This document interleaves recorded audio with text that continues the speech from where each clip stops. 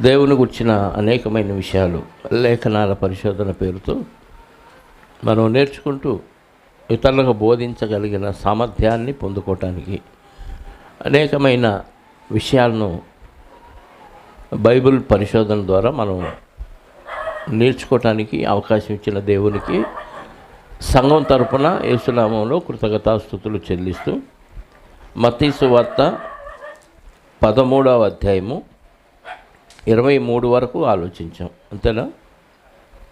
గుర్తుందా ఎవరికన్నా? అంతేనా? 23 వరకు 24 నుంచి మనం ఆలోచిద్దాం. చిన్న ప్రార్థనా సహాయాన్ని కోరుకొని దేవుని వాక్యాన్ని ధ్యానం చేద్దాం.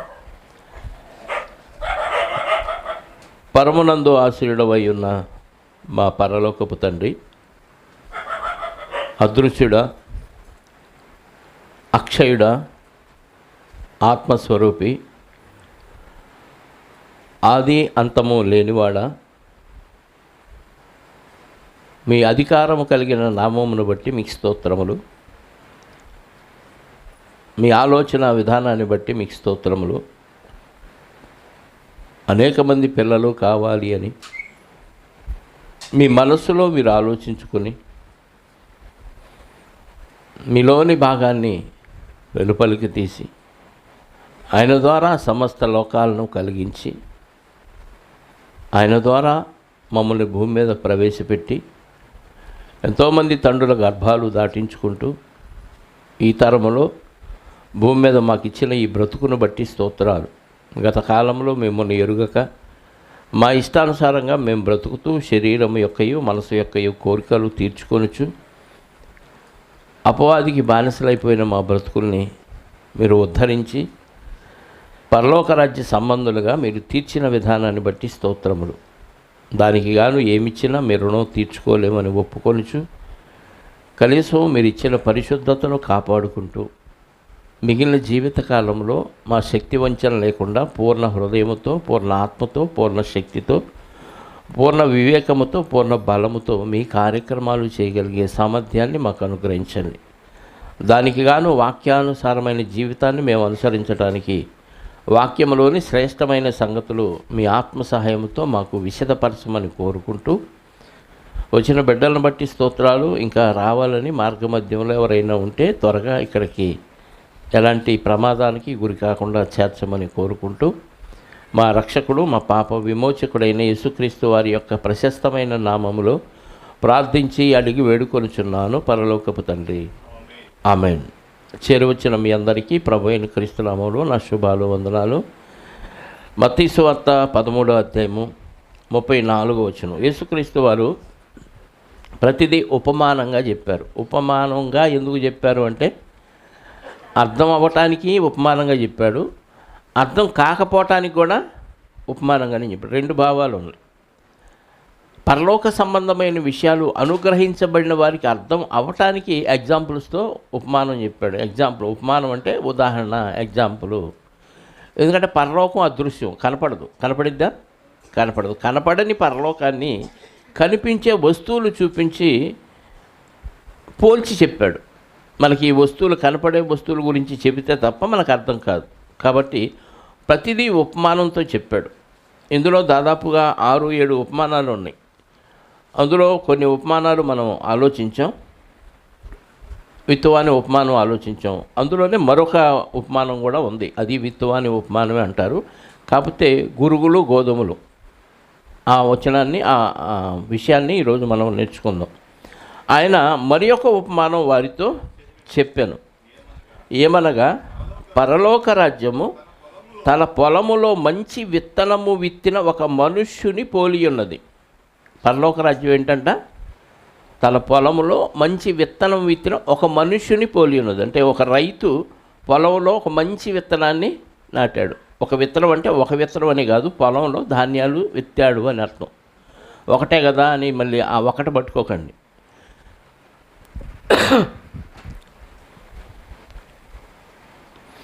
25వ వచనం. మనుషులు నిద్రించుచుండగా అతని శత్రువు వచ్చి గోధుమల మధ్యను గురుగులు విత్తిపోయాను. మనుషులు నిద్రిస్తున్నారు. ఎవరు మనుషులు? పొలం విత్తనాలు విత్తిన రైతు ఏం చేయాలి? పొలాన్ని విత్తిన రైతు ఏం చేస్తాడు?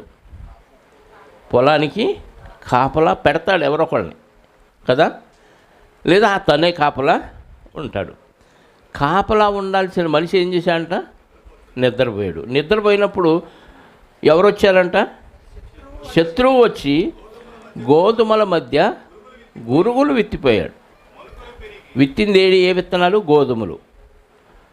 దాని మధ్య తెలియకుండానే శత్రువు వచ్చి, ఎందుకంటే ఈయన నిద్రపోతున్నాడు, ఆ టైంలో వచ్చేసి విత్తేసి వెళ్ళిపోయాడు. తెలియదు, యజమానికి తెలియదు ఎవరు వచ్చారా, ఎవరు విత్తారా, ఏం విత్తారా ఏం తెలియదు. తెల్లారిపాటికి మామూలుగానే ఉంది పొలం, విత్తనాలు పెరగాలి కదా. మొలకలు పెరిగి గింజ పట్టినప్పుడు గురుగులు కూడా ఆగపడ్డాయి.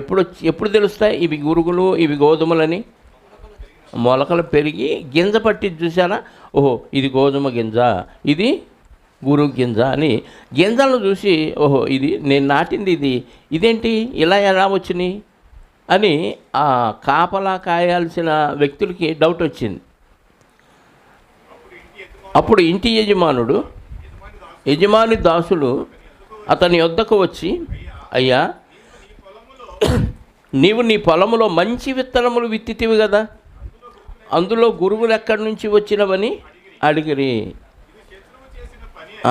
ఎవరిని అడిగారు? పొలం యజమానిని అడిగారు. నువ్వు విత్తింది మంచి విత్తనాలు కదా, గురుగులు ఎలా వచ్చినాయి అంటే పని వాళ్ళకు కూడా తెలియదు, ఎవరు వచ్చి విత్తిపోయారో పని వాళ్ళకు కూడా తెలియదు. అప్పుడు యజమాని చెప్తున్నాడు, యజమానికి తెలుసు, వచ్చినప్పుడు ఆటంకపరచొద్దగా పరచడు.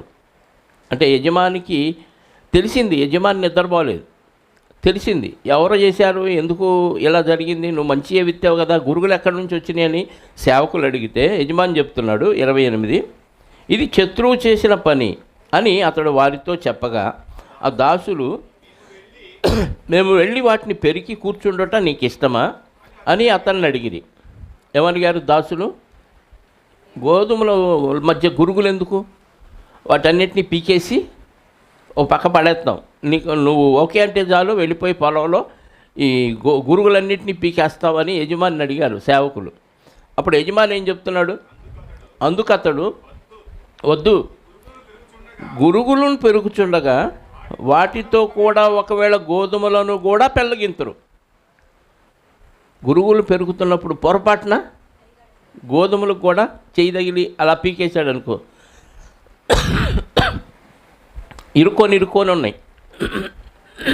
గోధుమలు సాళ్లలో వేస్తారు, ఆ సాళ్ల మధ్య గురుగులను కూడా విత్తితే గురుగులు ఇరుక్కిరుక్కుగా పెరుగుతాయి. ఇప్పుడు గోధుమల మధ్య ఉన్న గురుగుల్ని పీకాలంటే పొరపాటున గోధుమలు కూడా పీకే ప్రమాదం ఉంది. కాబట్టి యజమాని ఏమంటున్నాడంటే, వద్దు మీరు అలా పీకొద్దు, ఒకవేళ మీరు పీకుతున్నప్పుడు గురుగులతో పాటు గోధుమ గింజలను కూడా పీకేస్తారు కాబట్టి వద్దన్నాడు. మరి ఏం చేయమన్నాడు? కోతకాలం వరకు రెండింటినీ కలిసి ఎదుగనీయడి.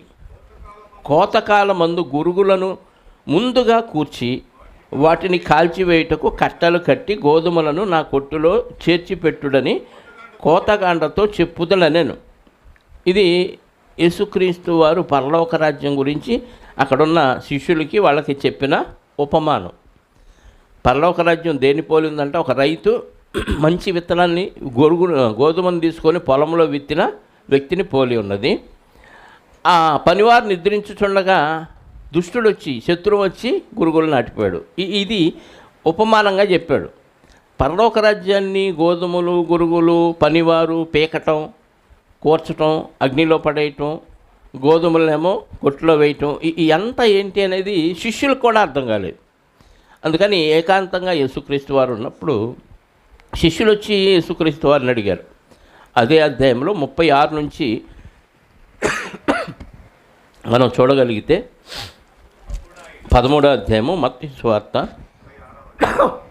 36వ వచనం. అప్పుడు ఆయన జనసమూహములను పంపివేసి ఇంటిలోనికి వెళ్ళగా, అంటే జనాలందరినీ పంపించాడు, ఇంట్లోకి వచ్చాడు. అప్పుడు శిష్యులు ఇంట్లో కూడా బతకనీలా. ఆయన శిష్యులు ఆయన యుద్ధకు వచ్చి, పొలములోని గురుగులను కూర్చిన ఉపమాన భావం మాకు తెలియజెప్పమని. మాకు అర్థం కాలేదయ్యా, పొలం అన్నావు, విత్తనాలు అన్నావు, గురుగులు అన్నావు, గోధుమలు అన్నావు, పీకటం అన్నావు, పనివారు అన్నావు, ఇవన్నీ మాకేం అర్థం కాలేదు, దాని భావం చెప్పు అని ఏకాంతంగా ఉన్నప్పుడు ఇంట్లో శిష్యులు యేసుక్రీస్తు వారిని అడిగితే ఆయన చెప్తున్నాడు, అందుకు ఆయన ఇట్లా, నేను మంచి విత్తనములు విత్తువాడు మనుష్య కుమారుడు.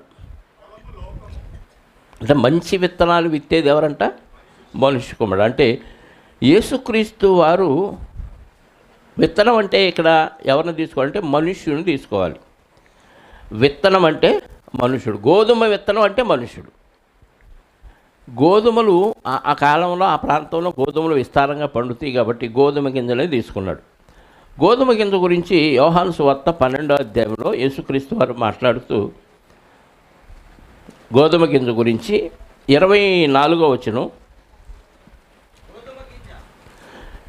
మత్తయి సువార్త యోహాను సువార్త 12వ అధ్యాయం 24, గోధుమ గింజ భూమిలో పడి చావకుండిన ఎడల అది ఒంటిగానే ఉండును, అది చచ్చిన ఎడల విస్తారముగా ఫలించును. అంటే ఒక మనిషి గోధుమ గింజతో పోల్చాడు. ఇప్పుడు తన గురించే చెప్పుకున్నాడు యేసుక్రీస్తు వారు.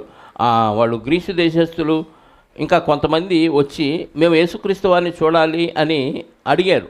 ఆ సందర్భంలో వాళ్ళ నోళ్ళు వచ్చారంట, నిన్ను చూడాలంట, నీతో మాట్లాడాలంటే ఆయన ఈ ఎగ్జాంపుల్ చెప్తున్నాడు. గోధుమ గింజ భూమిలో పడి చావకుండాని ఎడల అది ఒంటిగానే ఉండును, అది చచ్చిన ఎడల విస్తారముగా ఫలించును. అంటే గోధుమ గింజ ఈజ్ ఈక్వల్ టు మనిషి.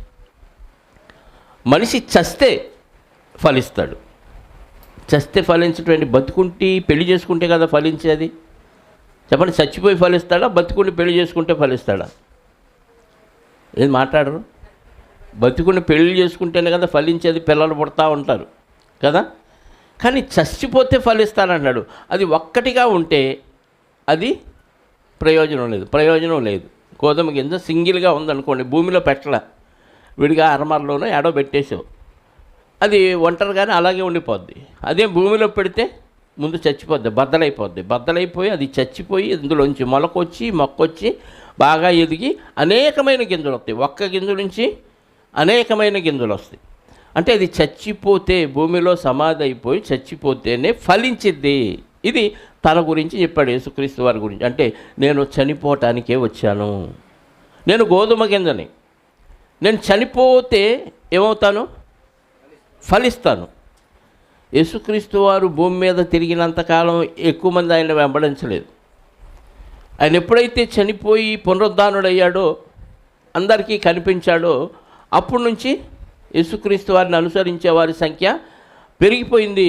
ఆ అనుసరించే వారిని హింసించినా, దూషించినా, అవమానపరిచినా, చంపినా సరే ఆయన అనుసరించడం మానలేదు. నిజంగా వెంటాడిన వాళ్ళ సంగతి మాట్లాడుతున్నా, దొంగగా ఊరక నామకార్థ క్రైస్తవులుగా వెంటాడే వాళ్ళ గురించి మాట్లాడుతున్నా. అంటే చావుకైనా తెగించిన వాళ్ళే నిజంగా ప్రభువుని వెంటాడేవాళ్ళు. ఈరోజు ప్రపంచవ్యాప్తంగా ఎంతమంది ఫలించారు? ఒక గోధుమ గింజగా యేసుక్రీస్తు వారు భూమిలో చచ్చిపోయి తిరిగి లేస్తే ఫలిస్తే ఎన్ని ఫలాలు ఉన్నాయి చెప్పండి? భూమి అంతటా ప్రతి దేశంలో క్రైస్తవులు ఉన్నారు. అంటే ఫలించాడా లేదా? యేసుక్రీస్తు వారు ఫలించాడా? అది చెప్పాడు. అంటే గోధుమ గింజ అనగానే మనిషి. ఇప్పుడు రైతు అనగానే యేసుక్రీస్తు వారిని తీసుకో, లేదా తండ్రి అయిన దేవుడిని తీసుకోండి. విత్తనం తన పొలంలో విత్తింది రైతు. విత్తితే విత్తిన వ్యక్తిని ఎవరని చెప్పాడు? మనుష్య కుమారుడు అని చెప్పాడు. అక్కడ 46వ వచనంలో ఏమన్నాడు? 36 కదా, మత్తయి సువార్త 37. అందుకని ఇట్లా, నేను మంచి విత్తనమును విత్తువాడు మనుష్య కుమారుడు. అంటే భూమి మీద మనుషులందరినీ విత్తింది ఎవరంట? మంచి విత్తనాలా చెడ్డ విత్తనాలు ఇస్తాడా?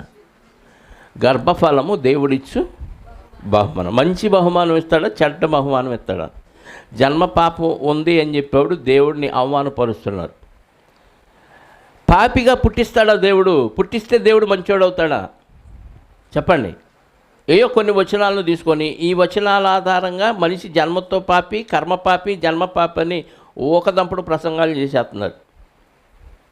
దేవుడు బహుమానాన్ని మంచిగా ఇస్తాడు. అందుకే ప్రసంగి 7:29 ఏమన్నాడు? దేవుడు నరులను యథార్థవంతులనుగా పుట్టించను, కానీ వారు పెరిగి వివిధమైన తంత్రములు పుట్టించినప్పుడు యథార్థం అంటే పరిశుద్ధులు.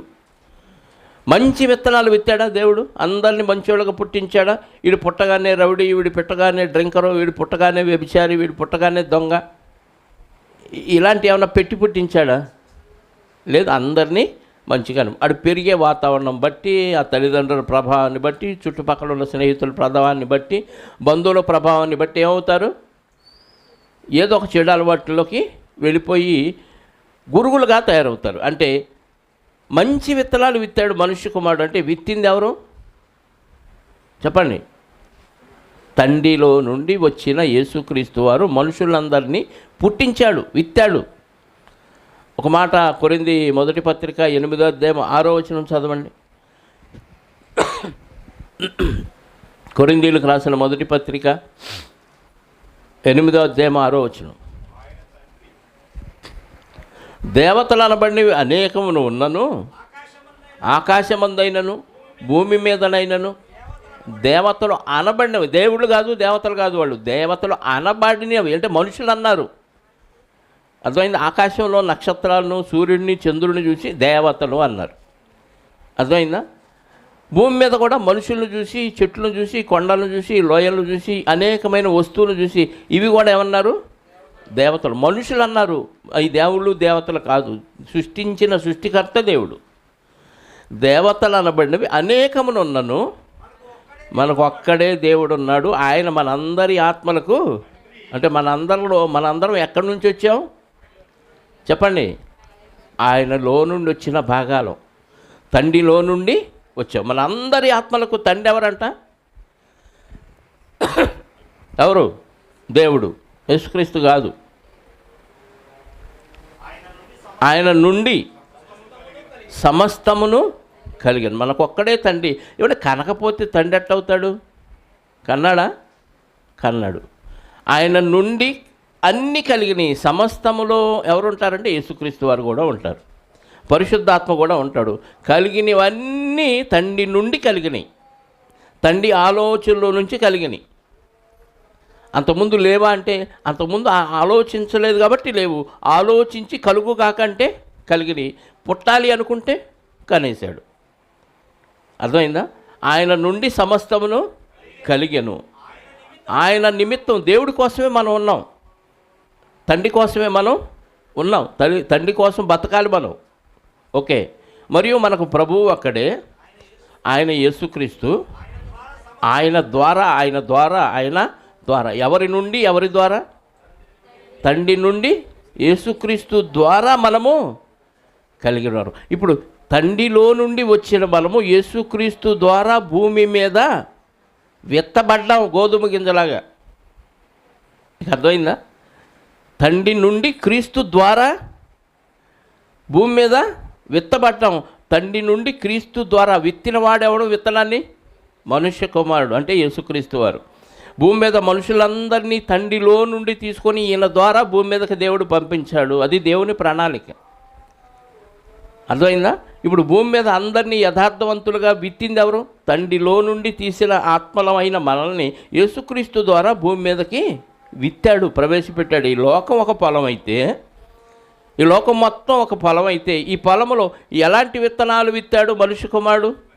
మంచి విత్తనాలు విత్తాడు. అంటే దేవుడు నరులను యథార్థవంతులనుగా పుట్టించాడు. ఓకే, క్లారిటీ ఎంతవరకు? రైట్. ఇప్పుడు సేవకులు ఏం చేస్తున్నారు? నిద్రపోతున్నారు. విత్తనాలు విత్తిన తర్వాత వెంటనే సేవకులు అమ్మయ్య వారం బట్టిది కదా మొలకలు ఎదగటానికి అనుకొని హ్యాపీగా ఇంటికి వెళ్ళి అమ్మయ్య పొలంలో విత్తనాలు విత్తొచ్చామని రైతులు విత్తేశాడు. సేవకులు కాపలా కాయాల్సిన వాళ్ళు ఏం చేశారంటే నిద్రపోతున్నారు. ఈలోపు విరోధి వచ్చాడు, నువ్వు పొలంలో మంచి విత్తనాలు విత్తుతావా? చూడు వాటిని ఏం చేస్తానని పనికి మాలిన విత్తనాలు ఆటి మధ్య విత్తాడు. అంటే ఒక మంచి విత్తనం పక్కన గురుగు విత్తాడు. ప్రతి మంచి విత్తనం పక్కన గురుగు విత్తాడు. ఎవడు? విరోధి, శత్రువు కదా. విత్తిన తర్వాత పొలం అంటే ఉపమాన భావం చెప్తున్నాడు అక్కడ. మాకు అర్థం కాలేదని శిష్యులు అడిగితే ఉపమాన భావం చెబుతున్నాడు. పొలం అంటే ఈ లోకము, మంచి విత్తనములు అంటే రాజ్య సంబంధులు, అంటే దేవుని రాజ్య సంబంధులు, అంటే నిజంగా దేవుడిని హృదయపూర్వకంగా అంగీకరించిన వాళ్ళు ఆదాము గారి మొదలుకొని క్రీస్తు రెండవ రాకడ వరకు ఉన్న దేవుని సంబంధులందరూ మంచి విత్తనాలు, అంటే విశ్వాసులు, నీతిమంతులు అని అర్థం. ఎవరంట? గోధుమలు ఎవరు? రాజ్య సంబంధం, అంటే దేవుని కోసం గోధుమ గింజలాగా చచ్చిపోయి ఫలించేవాళ్ళు. గోధుమ గింజ ఏం చేసి భూమిలో పడి చనిపోయి ఫలించింది. ఇప్పుడు రాజ్య సంబంధాలు అందరూ, దేవుణ్ణి నమ్మిన వారందరూ ఏం చేయాలి? ఏది టిఫిన్ లేదని దిగులా అయింది, మాట్లాడరు మరి, సౌండ్ రావాలి. రాజ్య సంబంధాలు ఏం చేయాలి? దేవుని సువార్త ప్రకటించి ఫలించాలి కదా, అంతేనా? రాజ్య సంబంధులు ఫలించాలి. అక్కడ ఏం చెప్పాడు? మంచి విత్తనములు రాజ్య సంబంధులు, గురుగులు దుష్టుని సంబంధులు. ఇక్కడే జాగ్రత్తగా వినాలి. దేవుడు మనుషుల్ని పుట్టించాడు, అంతే కదా? యేసుక్రీస్తు ద్వారా మనము కలిగిన వారం, మనల్ని పుట్టించాడు, కన్నాడు. ఎవరి ద్వారా? యేసుక్రీస్తు ద్వారా. కన్న మనుషుల్ని మధ్య అపవాది వచ్చి ఏం చేశాడంట? గురుగులు విత్తాడంటే సపరేట్గా వాడు విత్తనాలు తీసుకొచ్చి విత్తే కెపాసిటీ వాడికి లేదు. దేవుడు అంటే అనుకుంటే ఆత్మలుగా ఎన్ని విభాగాలైనా అయిపోతాయి. ఆత్మలు ఎంతమంది పిల్లలు కావాలి అనుకుంటే అంతమంది పుట్టేస్తారు. కానీ సాతానుకి పుట్టించే శక్తి లేదు, సృష్టిని చేసే శక్తి లేదు, పోనీ సృష్టిని మార్చే శక్తి కూడా లేదు. వాడికి ఉన్న శక్తి ఏంటంటే మంచోడిని చెడగొట్టడం, మంచోడిని చెడగొట్టడం. అక్కడ సపరేట్గా గురుగులు తీసుకొచ్చి విత్తాడు అంటే అర్థం ఏంటంటే దేవుడు విత్తిన మంచి విత్తనాల పక్కన చేరి వాళ్ళకి ఆలోచన ఇచ్చి ఈ గోధుమల్ని గురుగులుగా మార్చేశాడు. మంచోళ్ళని చెడగొట్టాడు. చెడిపోయిన వాళ్ళు ఇప్పుడు దేంతో పోల్చాడు? మీరు వింటున్నారా లేదా? చెడిపోయిన వాళ్ళని అపవాది వచ్చి మంచిగా దేవుడు విత్తితే, మనుషులందరినీ మంచిగా పుట్టిస్తే, మంచి వాళ్ళని అపవాది వచ్చి ఏం చేశాడు? గురుగులుగా మార్చాడు. ఏమంటే గురుగు రంగు బాగుంటుందా, గోధుమ రంగు బాగుంటుందా? గోధుమ రంగా. గోధుమ అట్రాక్షన్గా ఉంటుందా? గురుగు ఎర్రగా ఉంటుంది, అడుగునెంత నల్లగా ఉంటుంది, మెరిసిపోతూ ఉంటుంది. అవునా కాదా? గురుగు అందంగా కనపడిద్దా, గోధుమ అందంగా కనపడిద్దా? దుష్టులందరూ ఆకర్షించే విధంగా తయారవుతారు, అంత అందంగా కనపడతారు, అట్రాక్షన్గా ఉంటారు. బాగుంది కదా అని గురుగులు నవిలేవనుకో, మింగేసావనుకో, ఆహారం వండుకొని తిన్నావనుకో, ఏమైపోతావు? నువ్వు గురువిందం అయిపోతావు. అంటే కాపలా కాయాల్సిన వాళ్ళు ఆతమరిచి నిద్రపోతే మంచోళ్ళని సాతాను వచ్చి చెడగొట్టాడు. అర్థమైందా? మంచోళ్ళని సాతాను వచ్చి గురుగులుగా మార్చాడు. ఇప్పుడు యజమానికి తెలుసు ఇవన్నీ, సైలెంట్గా ఊరుకున్నాడు. వాడు వస్తున్నాడు, వీళ్ళని మారుస్తున్నాడు, చెడగొడుతున్నాడు, ఇవన్నీ తెలుసు. యజమాని మాత్రం సైలెంట్గా ఉన్నాడు. ఎందుకంటే ఏం చేయాలో ఆయనకు తెలుసు కాబట్టి. లోకం అంటే పొలం, పొలం అంటే లోకం. విత్తనాలు, మంచి విత్తనాలంటే గోధుమలు, రాజ్య సంబంధులు, దేవుని బిడ్డలు, దేవుని ఇష్టానుసారంగా బతికేవాళ్ళు, దేవుని కోసం అవసరమైతే చచ్చిపోయి బతికేవాళ్ళు. అందుకే 12వ అధ్యాయంలో ఇందాక యోహాను సువార్తలో కింద మాట చదివితే 25వ వచనం, యోహాను సువార్త 12వ అధ్యాయము 25వ వచనం, తన ప్రాణమును రక్షించుకొనగోరువాడు దాన్ని పోగొట్టుకొను, ఈ లోకములో తన ప్రాణమును ద్వేషించువాడు నిత్య జీవము కొరకు దానిని కాపాడుకున్నని మీతో నిశ్చయముగా చెప్పుచున్నాను అంటున్నాడు. అంతే. గోధుమలు ఏం చేస్తాయి అంటే చచ్చిపోతాయి. ఎవరి కోసం? ఫలించటం కోసం, యజమానికి ఫలాలు ఇవ్వటం కోసం, రైతుకు ఫలాలు ఇవ్వటం కోసం గోధుమ మధ్య చచ్చిపోద్ది. దేవుని రాజ్య సంబంధులు ఏం చేయాలి? ప్రాణాలని లెక్క చేయకూడదు. బతుకు తెరువు కోసం ప్రార్థన లెగ్గొట్టి, బైబిల్ క్లాసు లెగ్గొట్టి, పరిచర్య లెగ్గొట్టి, బతుకు జీవుడా అంటూ బతకటానికి పరిగెత్తుంటే ఏదో ఒక రోజు దేవుడు టప్పని లేపెత్తే ఎవడు కాపాడేవాడు ఉండడు. అంటే రాజ్య సంబంధులు ఏం చేయాలి చెప్పండి? దేవుని కొరకు ఫలించటానికి ప్రాణాలైనా లెక్క చేయకుండా కాపాడుకోవాలి, నా ప్రాణం కాపాడుకోలేదు, తినకపోతే చచ్చిపోతాను, మంచి బట్టలు ధరించకపోతే నా ప్రాణం పోయిద్ది, నేను సుఖాలు అనుభవించకపోతే నేను బతకటం వేస్ట్ అని ఇలాంటి ఆలోచనలతో సుఖభాగాలతో ఉన్నామనుకోండి, మనం గురుగులం కాదు, గోధుమలం కాదు, గురుగులం అయిపోతాం. గోధుమలు ఏం చేస్తాయి అంటే, నన్ను పుట్టించిన యజమాని ఉన్నాడు, నన్ను నాటిన యజమాని ఉన్నాడు, ఆయన కోసం నేను చచ్చిపోయి ఫలించాలి. అలాగే చేశాడు యేసుక్రీస్తు వారు. దేవుడు నాటిన ఉత్తమమైన గోధుమ గింజ అయితే యేసుక్రీస్తు వారు ఆయన భూమిలో పడి చచ్చి తిరిగి లేచాడు. ఈరోజు ప్రపంచమంతా ఫలించాడు. అలాగే ప్రతి దేవుని రాజ్య సంబంధి అంటే క్రైస్తవుడు, దేవుని బిడ్డగా తీర్చబడిన వ్యక్తి ప్రాణాలని లెక్క చేయకుండా ఏం చేయాలి? ఫలించటానికి ప్రాణాలు ఉడ్డైనా ప్రయాసపడాలి. అది నేర్పించాడు. తర్వాత వచ్చిన వాటిని విత్తిన శత్రువు అపవాది. విత్తితివి కదా, ఇది శత్రువు చేసిన పని అని అతడు వారితో చెప్పగా, ఆ దాసులు మేము వెళ్ళి వాటిని పెరికి కూర్చుట నీకు ఇష్టమా అని అతన్ని అడిగిరి. ఏమన్నారు? సేవకులు వచ్చి, గురుగులు గోధుమలతో పాటు పెరుగుతున్నాయి కదా, గోధుమలు అలాగే ఉంచి గురుగులు ఏం చేద్దామన్నాడు?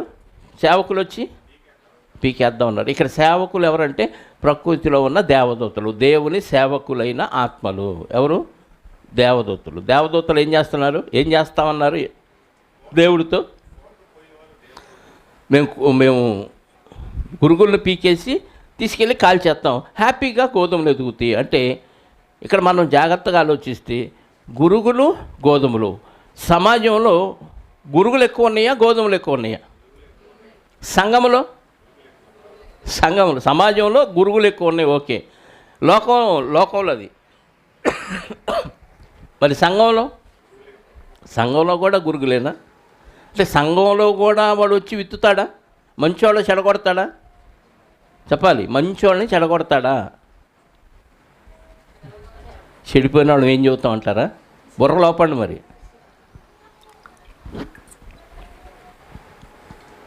సంఘంలో కూడా ఎంటర్ అవుతాడా? వాడు ఎంటర్ అవున ప్రదేశం అంటూ ఏది?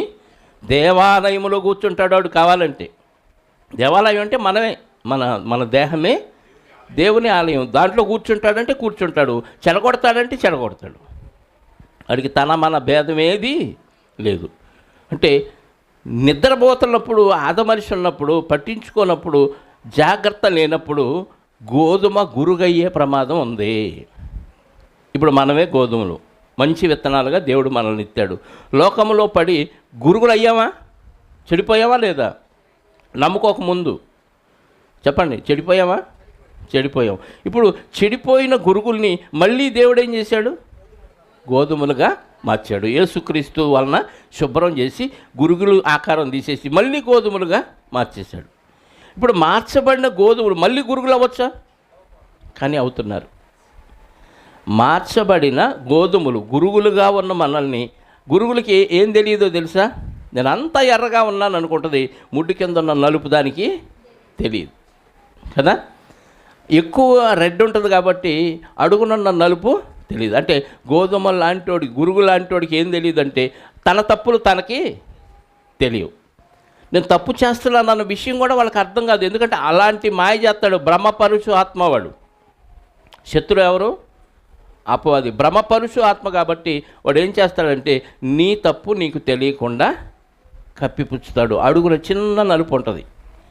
నేనంతా పరిశుద్ధంగా ఉన్నాను, ఎర్రగా ఉన్నాను అనుకుంటుంది గురువు. కానీ అడుగున నలుపు తనకి కనపడదు. అందుకే ఒకరి మార్గము అని దృష్టికి యథార్థముగా కనబడను, ఆ చిన్న నలుపు కనబడదు. కాబట్టి నువ్వు ఫైనల్గా చచ్చిపోయిన రోజు అప్పుడు నీ మార్గం ఎలాంటిదో నీకు ఆ రోజు అర్థమైంది. తుదకది మరణమునకు అంటే నిత్య నరకం, రెండవ మరణానికి దారితీయను. కాబట్టి మనం నిద్రపోకుండా మనం గోధుమలు అయితే మనం ఏం చేయాలి? మనల్ని మనమే చెప్పండి కాపలా కాసుకోవాలి. అందుకే మీరు శోధనలో ప్రవేశించకుండానట్లు మెలకువగా ఉండు అంటాడు యేసుక్రీస్తు వారు శిష్యుల్ని కదా. అంటే మెలకువ లేకపోతే ఎందులో ప్రవేశిస్తాం? శోధనలో పడతాం. అంటే విశ్వాసులైన వారు, గోధుమలుగా ఉన్నవారు చాలా అలర్ట్గా ఉండాలి. ఆదమరిచి ఉండకూడదు, నిద్రావస్థలో ఉండకూడదు, అంటే నిర్లక్ష్య వైఖరి వహించకూడదు. నా విశ్వాసాన్ని మరణదినం వరకు కాపాడుకోవాలి, దేవుడిచ్చిన పరిశుద్ధతను పోగొట్టుకోకుండా జాగ్రత్త పడాలి అనే ఆలోచనతో ఉంటే వాడు వచ్చినా మనల్ని గురువులుగా మార్చలేడు. కానీ మనల్ని మనం నిర్లక్ష్యం చేయటం, ఏమైద్దిలే ఈ ఒక్కటే కానీ పూర్తిగా గురుగులాగా మారిపోతున్నాం. నిర్లక్ష్యం కదా ఇది.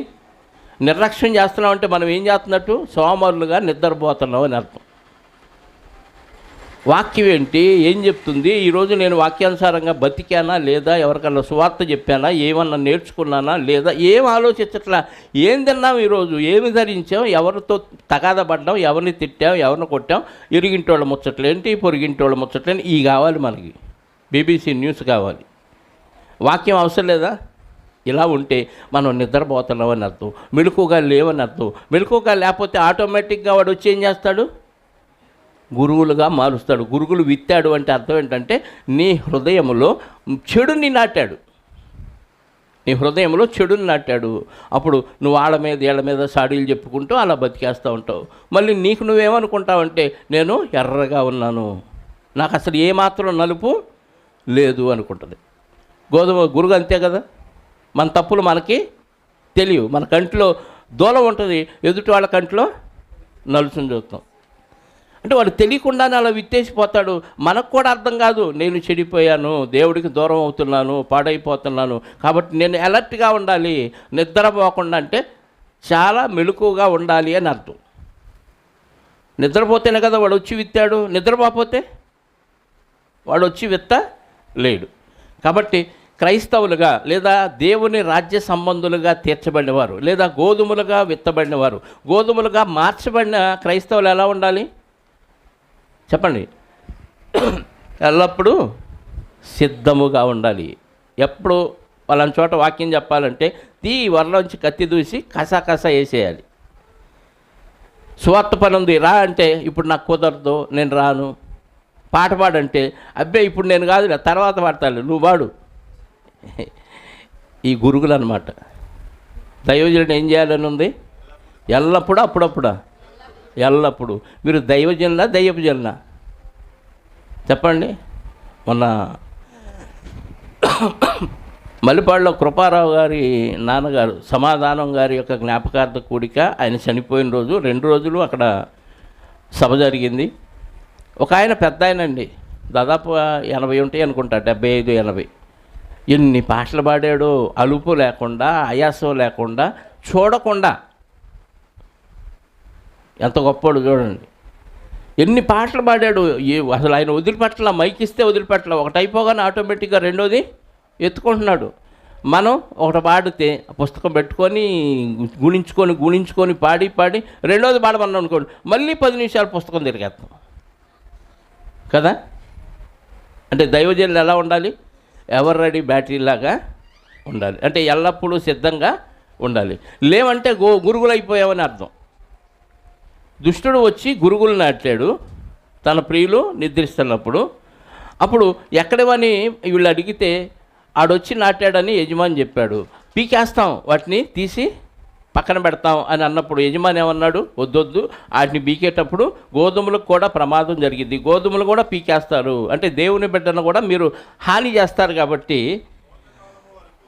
కోతకాలం వరకు రెండింటినీ కలిపి ఎతకనియండి. అంటే సమాజంలో ఏ 2 రకాల విత్తనాలు ఉన్నాయి? గోధుమలు ఉన్నాయి, గురుగులు ఉన్నాయి. అంటే మంచోళ్ళు ఉన్నారు, చెడ్డోళ్ళు ఉన్నారు. మంచోళ్ళని చంపేస్తామంటున్నారు దేవదూతలు. పనివారంటే అక్కడ ఎవరంటే దేవదూతలు. దేవదూతలు అంటే పనివారు. దేవదూతలు అనగానే ప్రకృతి, గుర్తుపెట్టుకోండి. దేవుడు దుష్టుల్ని ప్రకృతి ద్వారా చంపేసే అవకాశాలు ఉన్నాయి.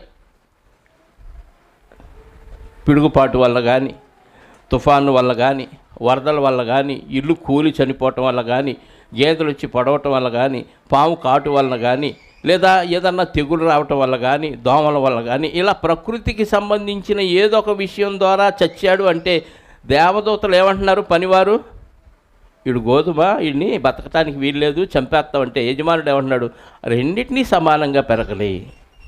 ఒకళ్ళ గోధుమల్ని గురుగుల్ని పెరగనిచ్చాననుకో, ఏం జరుగుతుంది? నష్టం. చెప్పండి. ఇప్పుడు గోధుమలు పెరుగుతున్నాయి, ఫలిస్తున్నాయి, గురుగులు పెరుగుతున్నాయి, ఫలిస్తున్నాయి. నష్టం ఏంటి? ఏమన్నా నష్టం ఉందా లేదా? సరే, ఇట్లా అర్థం కాలేదు మీకు. మీ ఇంట్లో మంచోడు ఉన్నాడు, చెడ్డోడు ఉన్నాడు. ఎప్పుడు పని చేసుకొని సంపాదించుకునేవాడు ఉన్నాడు, ఎప్పుడు పనికిమాలిన పనులు చేస్తూ తగాదలు తెచ్చి గొడవలు తెచ్చేవాడు ఉన్నాడు. ఆడితో మీరేమంటారు? పోలీసులు కాదు, నీకు తిండి పెట్టడం దండగా. ఆడు సంపాదిస్తున్నాడు, ఆడు సంపాదించిందంతా నువ్వు వేస్ట్ చేస్తా. అంటే ఇంటిలోకి రావాల్సిన ఆదాయాన్ని నీడేం చేస్తున్నాడు? జల్సా చేస్తున్నాడు, ఖర్చు చేస్తున్నాడు. కష్టపడకపోగా ఉన్న సొమ్ముని ఏం చేస్తున్నాడు? ఖర్చు. అంటే చెడ్డోడు భూసారాన్ని అనుభవిస్తూ, చెడ్డోడు దేవుడిచ్చిన ప్రకృతిలోని గాలిని అనుభవిస్తూ, చెడ్డోడు దేవుడిచ్చిన పదార్థాలన్నీ హ్యాపీగా తింటూ, దేవుడిని పట్టించుకోకుండా దేవుడికి ద్రోహం చేస్తున్నాడు. ప్రకృతిలో అన్నీ ఎవరిచ్చారు? దేవుడే ఇచ్చాడు. దేవుడిచ్చినవి దేవుని బిడ్డలు అనుభవించాలి. నీ కుటుంబంలో నీ తర్వాత నీ పిల్లలకు ఆస్తి వచ్చింది. నీ పిల్లలకు కాక ఎవడికో ఇస్తావా? నీ ఆస్తిని వేరొకడు అనుభవిస్తాను అన్నాడు అనుకో, ఏం చేస్తావు? ముందే నోటు రాసేస్తావు. ఏమని? నా తదనంతరం నా పిల్లలకి ఈ ఆస్తి వారసత్వంగా నేను అప్పగిస్తున్నాను అని నీ పిల్లలకే రాస్తావు. ఎందుకంటే ఎవడో వచ్చి దాన్ని అనుభవిస్తే నీకు ఇబ్బంది, నీకు కష్టం, నీకు నచ్చదు. మరి దేవుడు ప్రకృతిని చేసిందే తన పిల్లలుగా ఉన్న వారి కోసం కదా. దేవుడు భూగోళాన్ని ఎవరికి ఇచ్చాడంట? నివాసయోగ్యంగా నరులకు, తన పిల్లలకి ఇచ్చాడు. కానీ తన పిల్లలు దయ్య పిల్లలుగా మారిపోతే వాళ్ళను కూడా ఉంచాడు. అంటే దేవుడు ఏం చేయట్లేదు కదా, మేము దుర్మార్గాలు చేసినా దేవుడు కళ్ళు మూసుకొని ఉంటున్నాడు కదా, దేవుడు లేడు, ఏమీ లేడు అనే నిర్లక్ష్య వైఖరితో వహిస్తూ తాగేవాడు తాగుతున్నాడు, తిరిగేవాడు తిరుగుతున్నాడు, వ్యభిచారం చేసేవాడు వ్యభిచారం చేస్తున్నాడు, హత్యలు చేసేవాడు హత్యలు, మోసాలు చేసేవాడు. ఇక లోకంలో ఎన్ని ఉన్నాయి అన్నీ చేసుకుంటూ తిరుగుతున్నాడు. ఎందుకంటే దేవుడు ఏమంటలా? ఎందుకంటలేదు? నిన్ను పీకేసేటప్పుడు ఒక మంచోడికి ప్రమాదం జరిగిద్ది. ఇప్పుడు సడన్గా ఇందులో ఒక గోధుమ ఉందనుకుందాం. ఉదాహరణకు గోధుమ మీద పిడుగుపడాలి అనుకున్నాడు అనుకో దేవుడు.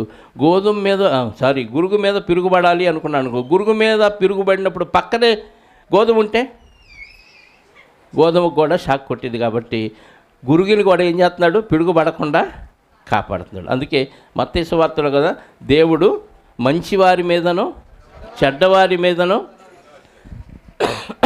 5వ అధ్యాయము, మత్తయి సువార్త 5వ అధ్యాయము 45వ వచనం, ఆయన చెడ్డవారి మీదను మంచివారి మీదను తన సూర్యుడిని ఉదయింపచేసి నీతిమంతుల మీదను మంచివాళ్ళ మీద చెడ్డోళ్ళ మీద, గోధుమల మీద గురుగుల మీద తన సూర్యకాంతిని ప్రసరింపజేస్తున్నాడు. అలాగే నీతిమంతులంటే దేవుడిని నమ్ముకున్న వాళ్ళ మీద, అనీతిమంతులంటే దేవుడిని నమ్ముకొని గురుగుల మీద కూడా తన వర్షాన్ని కురిపిస్తున్నాడు. దేవుడు అన్నీ మాకు ఇస్తున్నాడు. కాబట్టి మేము కూడా దేవుని బిడ్డలమే, మేము కూడా గోధుమలమే అనుకుంటున్నాయి గురుగులు. ఈ చెడ్డోళ్ళందరూ ఏమనుకుంటున్నారు? దేవుడు ఉంటే మేము అన్యాయం చేస్తున్నప్పుడు చూస్తూ ఎందుకు ఊరుకుంటున్నాడు అనుకుంటున్నారు. దేవుడు ఎందుకు ఊరుకుంటున్నాడు? నీతిమంతులకి గోధుమలకి ప్రమాదం జరగకుండా తప్పించటం కోసం, వాళ్ళని కాపాడటం కోసం వీళ్ళని ఓర్చుకుంటున్నాడు. మనకి చరిత్ర చూస్తే నోవహు గారి కాలంలో నీతిమంతులు ఏం చేశారు? జలప్రాణి నుంచి సపరేట్ చేశాడు. అంటే భక్తిహీనులతో భక్తులైన గోధుమలు లాంటి నీతిమంతులు చావకూడదు. అందుకని నీ కొరకు, నీకు ఇంటి వారి కొరకు ఓడను సిద్ధం చేసుకో. సపరేట్ చేశారు. అందరూ నీళ్ళలో మునిగి చచ్చిపోతే వీళ్ళు మాత్రం నీళ్ళలో పైకి తేలి బ్రతికిపోయారు. వాళ్ళు గోధుమలు, వీళ్ళు మునిగినోళ్ళు గురుగులు. అలాగే సదోమ గొమొర్రా పట్టణాలని, లోతు కుటుంబాన్ని ఏం చేశాడు? గురుగుల్లో నుంచి వేరు చేసి గురుగులు కాల్చేశాడు. నోవహు గారి కాలంలో నీతిమంతుల్ని వేరు చేసి గురుగుల్ని జలప్రళయంలో ముంచేశాడు. ఇలా ఇశ్రాయేల్ చరిత్ర అంతా చూస్తే దేవుని బిడ్డలుగా ఉన్నవారిని సపరేట్ చేశాడు, దేవుని బిడ్డలు కాని వారిని రకరకాలుగా దేవుడు చంపేస్తూనే ఉన్నాడు. అంటే గోధుమల్ని ఎప్పుడూ ప్రమాదం జరగకుండా ఆయన కాపాడుతాడు. యెహోవా భక్తుల మరణం ఆయన దృష్టికి విలువ కలిగిందిగా ఉండాలి. ఆషామాషిగా చచ్చిపోకూడదు. దేవుని కోసం ప్రాణాలు అర్పించాలి. తన ప్రాణమును రక్షించుకొనగోరువాడు దాన్ని పోగొట్టుకుంటాడు, దాన్ని దేవుని నిమిత్తం ఖర్చు పెట్టినవాడు తిరిగి దాన్ని దక్కించుకుంటాడు. అలాంటి వాళ్ళు దేవుని బిడ్డలు. లోకస్తులు ప్రాణం కోసం ఏమైనా చేస్తారు, ప్రాణం కాపాడుకోవటం కోసం. నువ్వు ఎన్ని ప్రయత్నాలు చేసినా నీ ప్రాణాన్ని నువ్వు దక్కించుకోలేవు, తిరిగి కాపాడుకోలేవు. గురుగులకు ఉన్న ఆలోచన విధానం ఇది. అర్థమైందా? అందుకే చరిత్ర అంతా చూస్తే గోధుమల్ని సపరేట్ చేసి గురుగులను ఏం చేశాడు? నాశనం చేశాడు. ఇలా ప్రతి తరంలో గురుగులు ఉంటున్నాయి, గోధుమలు ఉంటున్నాయి, గురుగులు ఉంటున్నాయి, గోధుమలు ఉంటున్నాయి. భక్తులు ఉంటున్నారు, భక్తిహీనులు ఉంటున్నారు. దేవదూతలు చెప్పారు, దేవదూతలు కాసుకొని ఉన్నారు. నువ్వు అను గురుగులన్నిటినీ క్షణంలో దులిపవతలు పడేస్తావు అంటున్నారు. ఉద్రాబాబు నీతిమంతులు కూడా ఉన్నారు, గోధుమలు అంటోళ్ళు. వాళ్ళకి హాని జరగకూడదు, వెంటుకు కూడా వాళ్ళది రాలకూడదు, కాబట్టి వీళ్ళని ఓర్చుకుంటున్నానని చెప్పాడు. మరి ఎప్పుడు దాకా ఓర్చుకోవాలయ్యా ఇది అని అడిగితే చెప్తున్నాడు. వచనం 30వ వచనం. కోతకాలం వరకు రెండింటినీ కలిసి ఎదుగనీయండి.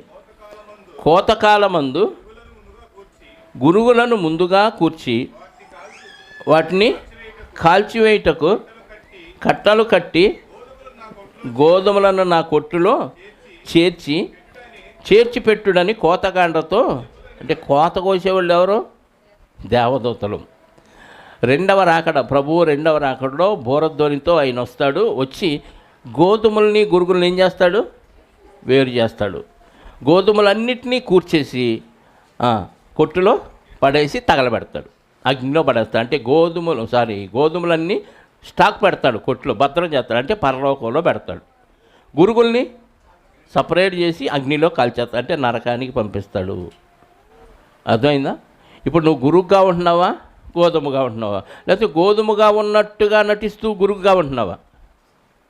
ఎవరి నలుపు వాళ్ళకి తెలియదు, ఎవరి తప్పులు వాళ్ళకి తెలీదు. ఒకవేళ తెలుసుకున్నావు అనుకో, ఎలా తెలుసుకుంటాం? వాక్యంలో చెప్పినప్పుడు అర్థం చేసుకొని, ఓహో నాలో ఈ తప్పు ఉంది, నాలో ఈ దోషం ఉంది, నాలో ఈ అపరాధం ఉంది, నేను తీసేసుకుంటే నేను మంచి గోధుమనవుతాను అని అనుకొని నీ ఆత్మను నువ్వు రక్షించుకోవడానికి నువ్వు మార్చుకున్నావు అనుకో, ఎవరికి లాభం?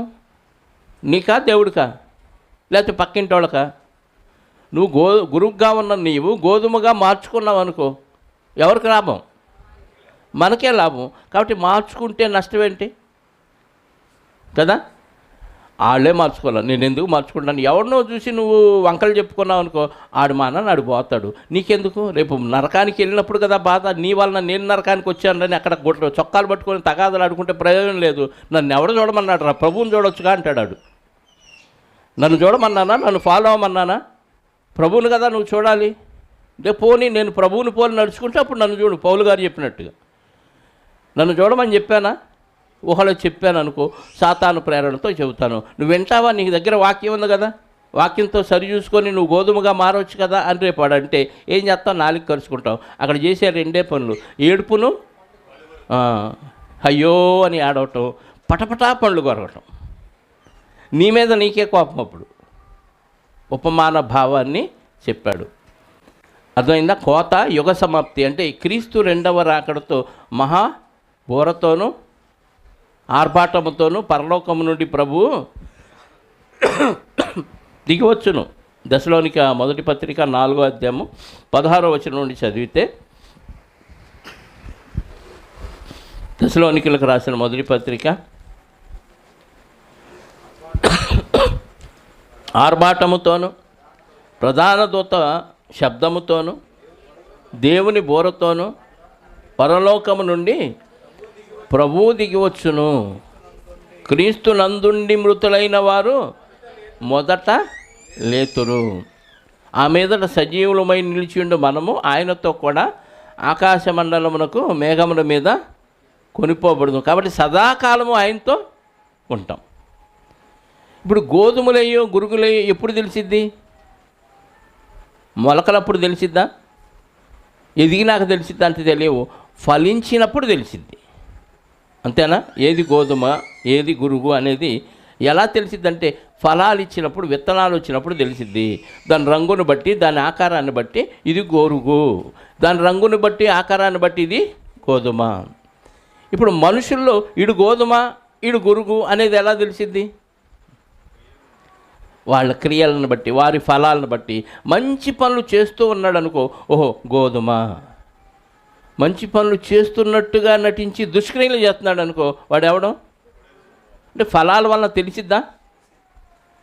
అది తెలుసుకోవాలంటే మనకేం తెలియాలంటే మంచి ఫలాలు ఏవి, చెడ్డ ఫలాలు ఏవి తెలియాలి వాక్యంలో, అంతే కదా. మంచి ఫలాలు అంటే ఏంటి, చెడ్డ ఫలాలు ఏంటి అనేది తెలిస్తేనే ఆత్మఫలం. గలతీ పత్రిక ఎన్నోసార్లు చదివాం కదా, 5వ అధ్యాయము 22వ వచనం నుండి చూస్తే, ఆత్మఫలం ఏమనగా ప్రేమ, సంతోషము, సమాధానము, దీర్ఘశాంతము, దయాళుత్వము, మంచితనము, విశ్వాసము, సాత్వికము, ఆశానిగ్రహము, ఇట్టి వాటికి విరోధమైనది ఏదియూ లేదు. ఆత్మఫలం ఏంటంట? ప్రేమ, సంతోషం, సమాధానం, దీర్ఘశాంతం, దయాళుత్వం, మంచితనం, విశ్వాసము, ఎన్నున్నాయి? సాత్వికము, ఆశ, నిగ్రహం. ఈ 9 లక్షణాలు కదా. ఈ 9 లక్షణాలు కలిగి ఉంటే ఈ మంచి ఫలాలు. మంచి ఫలము ఫలించిన ప్రతి చెట్టు చెప్పండి కొట్టులో కూర్చబడిద్ది. చెడ్డ ఫలములు ఫలించిన చెట్టు కాల్చబడి అగ్నిలో దహించబడింది. ఇవన్నీ ఆత్మఫలం, అంటే మంచి ఫలం, గోధుమ గింజ లాంటి ఫలం. మరి చెడ్డ ఫలం ఏంటంట? కింద చదివితే చెడ్డ ఫలం ఏంటంట? శరీర కార్యములు స్పష్టమై ఉన్నవి. అవేమనగా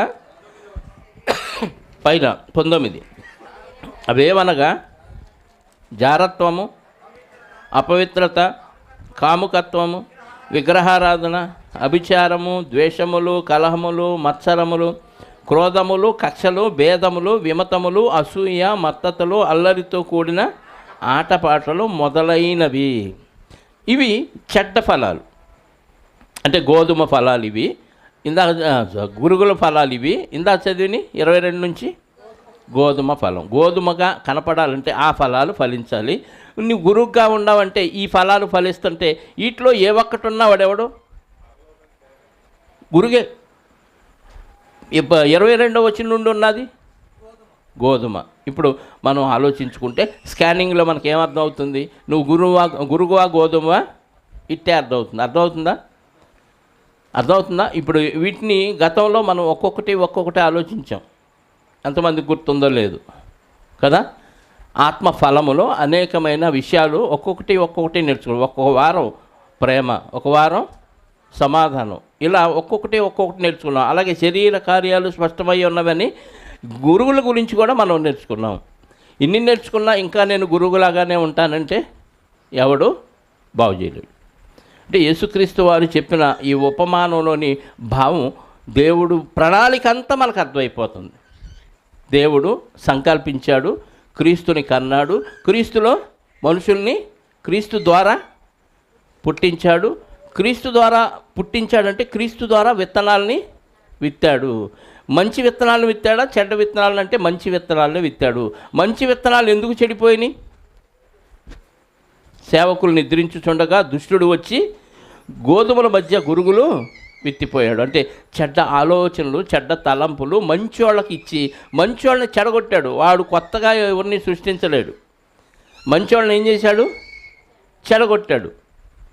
చెడగొట్టడం వల్ల ఏమైంది? అందరూ గురుగులుగా మారిపోయారు.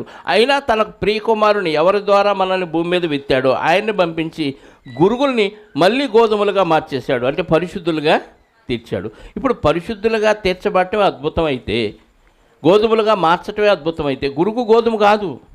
కానీ గోధుమని గురుగుగా మార్చిన సాతాను నుంచి గురుగును తీసుకెళ్ళి మళ్ళీ గోధుమగా మారిస్తే ఇది ఎంత అద్భుతమైన అవకాశం దేవుడు మనకిచ్చింది. దీన్ని కూడా సద్వినియోగంలో చేసుకోకుండా మళ్ళీ గురుగ్గా మారిపోతే నిన్ను ఎవరు కాపాడతారంటే ఎవరో కాపాడు. అలాని భూమి మీద బతకనిస్తాడంటే హ్యాపీగా బతుకంటున్నాడు.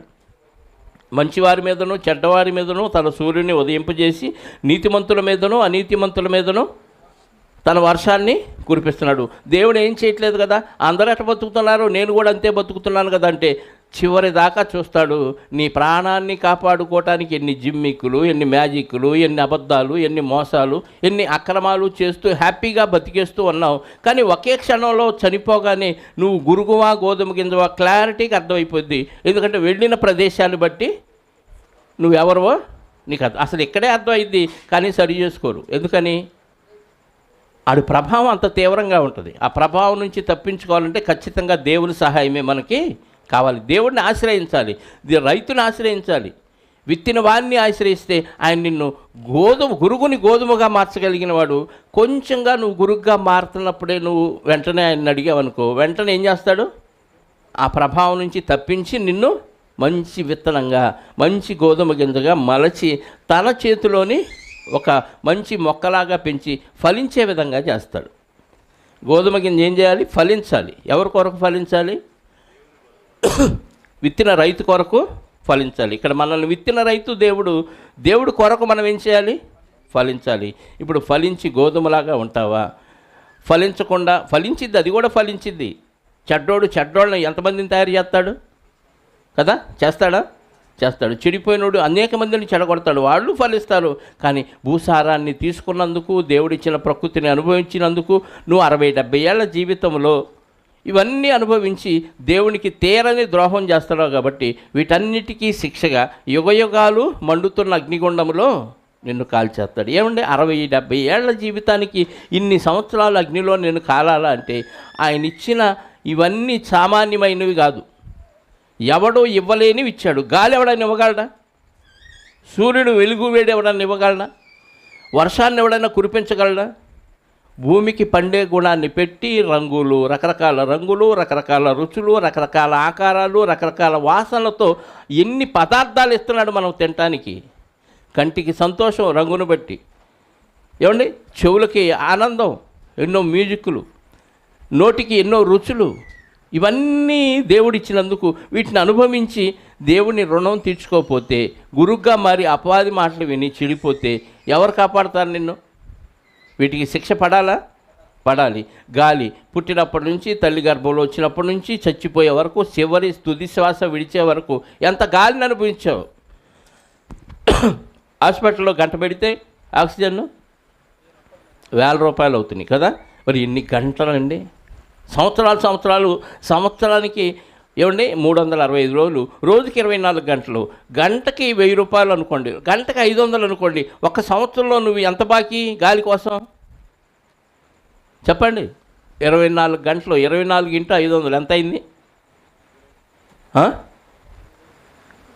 24 × 500 ఎంత అయింది? ఎన్ని వేలు? ఏమండి, అందరి లెక్కల్లో పూరేనా?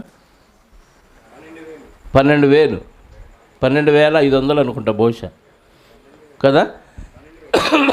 ఇది ఒక రోజుకి గాలి కోసం ఎంత కట్టాలి దేవుడికి? 12 రూపాయలు కట్టారా? అవి కట్టడాకే కాదు, టిఫిన్ ఎత్తేసింది. 12,000 కట్టాలి గాలి కోసం. నువ్వు కట్టకపోతే నువ్వు గురుగువే. 12 రూపాయలు కట్టలేక మనం ఎగ్గొడుతున్నావంటే సిగ్గుండొద్దు. గురుగువా గోధుమ?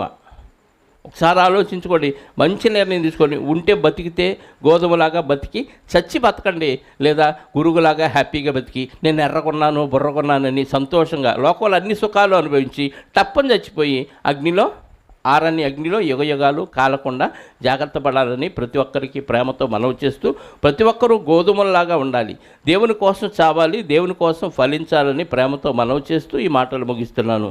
ప్రార్థన చేసుకుందాం. పరిశుద్ధుడైన మా కన్న తండ్రి, క్రీస్తు యేసునందు మమ్మలను అత్యధికంగా ప్రేమించిన మా గొప్ప దేవ, నీ కుమారుడైన యేసుక్రీస్తు వారి ద్వారా సామాన్యులకు సైతం అర్థం అవటానికి, కఠిన హృదయులకు అర్థం కాకుండా ఉండటానికి అనేకమైన ఉపమాన రూపంలో అనేకమైన భూ సంబంధమైన విషయాలు చూపిస్తూ పరలోక రాజ్య మర్మములు బయలుపరిచారు. అందును బట్టి స్తోత్రాలు.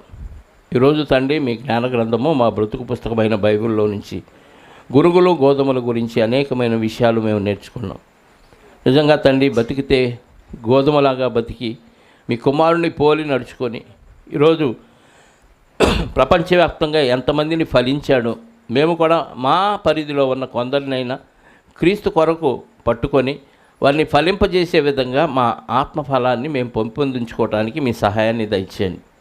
నాలో ఏ తప్పు లేదు అనుకొని మమ్మల్ని మేము సమర్థించుకోకుండా మాలో ఉన్న ఆ నలుపును తీసివేసుకొని తండ్రి, గోధుమ గింజగా మారే ఆలోచన విధానాన్ని మా మనసులో చొప్పించండి. ఎవరి కోసమో కాదు నాయన మేము బతుకుతుంది, మా ఆత్మను మేము రక్షించుకొని మీ సన్నిధిలో సదాకాలం ఉండటానికే మేము ఇలాంటి కార్యక్రమాలు చేస్తున్నాం, కానీ ఎవరినో మెప్పించడానికి కాదు, ఎవరి కొరకో ఈ మాటలు కాదన్న విషయాన్ని మేము ఎరిగి మమ్మల్ని మేము సరిచేసుకొని మీ సహాయంతో ఎదిగే భాగ్యాన్ని మా అందరికీ ప్రసాదించండి. మీ పిల్లల్లో మార్పు తీసుకురండి.